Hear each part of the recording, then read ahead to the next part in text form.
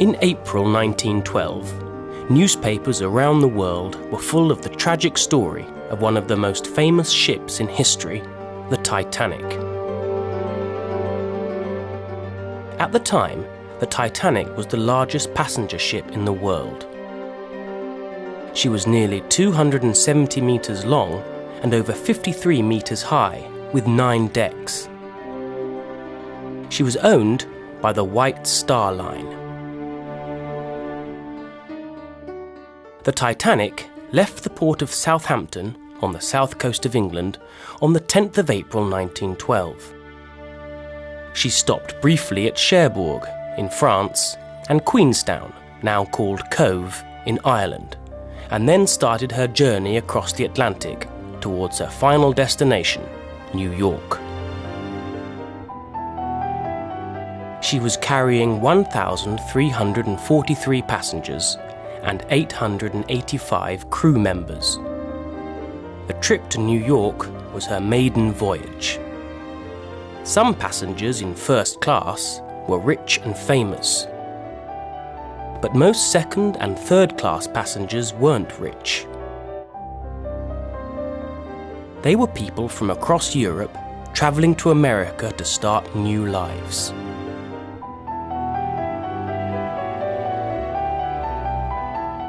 The story of the Titanic is so famous that everyone knows how the voyage ended.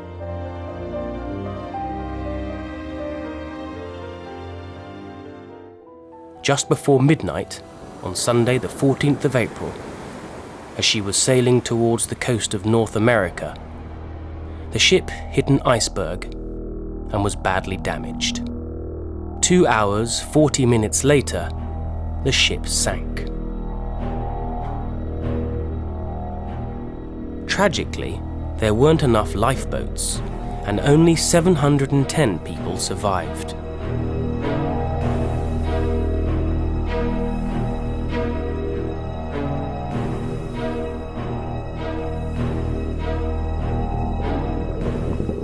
In 1985, the wreck of the Titanic was finally found at the bottom of the Atlantic Ocean, 2.5 miles down. 100 years after the Titanic sank, people are still fascinated by its story. But while there are hundreds of books, television programs, and famous films about the ship's short voyage, many people still know very little about where the ship came from and the people who built it.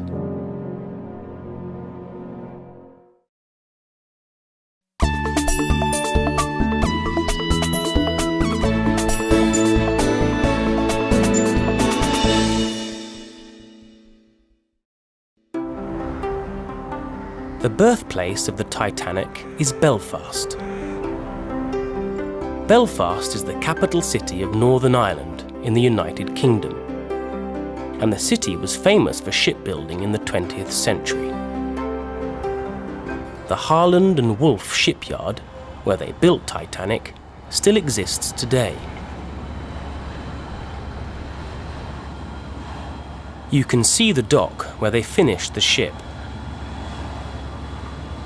They don't make ships here anymore, but you can still see the yard's 2 massive cranes, Samson and Goliath, from all across the city.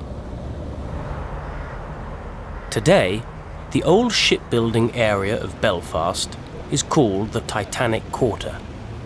There's a lot of new development in this area.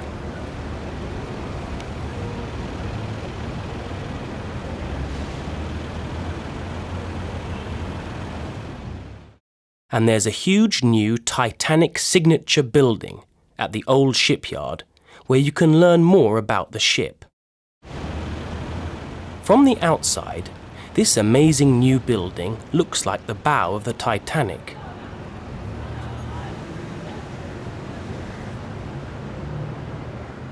And behind the new building, you can still see the old offices of Harland and Wolff, where they designed the ships for the White Star Line.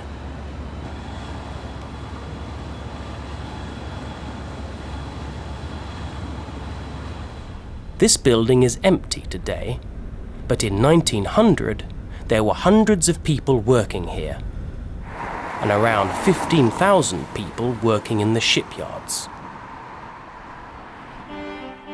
The Titanic was the second of 3 ships that Harland and Wolff were building for the White Star Line in the early 20th century.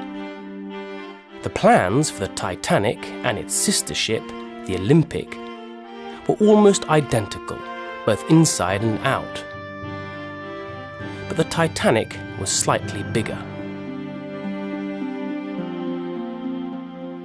The designers marked the Titanic's differences in red on the ship's plans.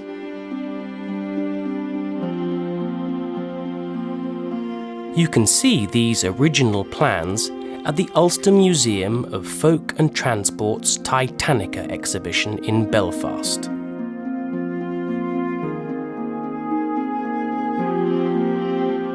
You can also see a lot of the objects from the Olympic.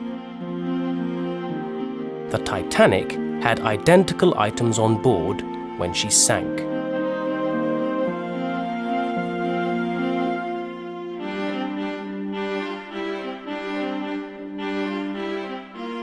At the exhibition, you can also learn much more about the people who built the ship and the people who were travelling on her when she sank.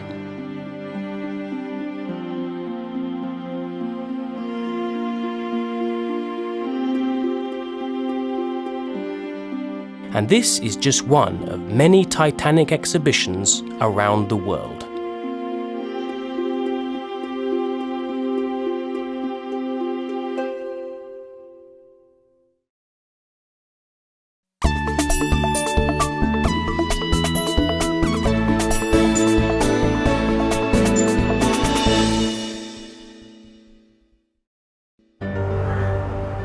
The tragedy of the Titanic was very difficult for the people of Belfast. And for many years, no one in Belfast talked about how they built the Titanic. But this changed over time, and today, people in the city are proud of their family histories.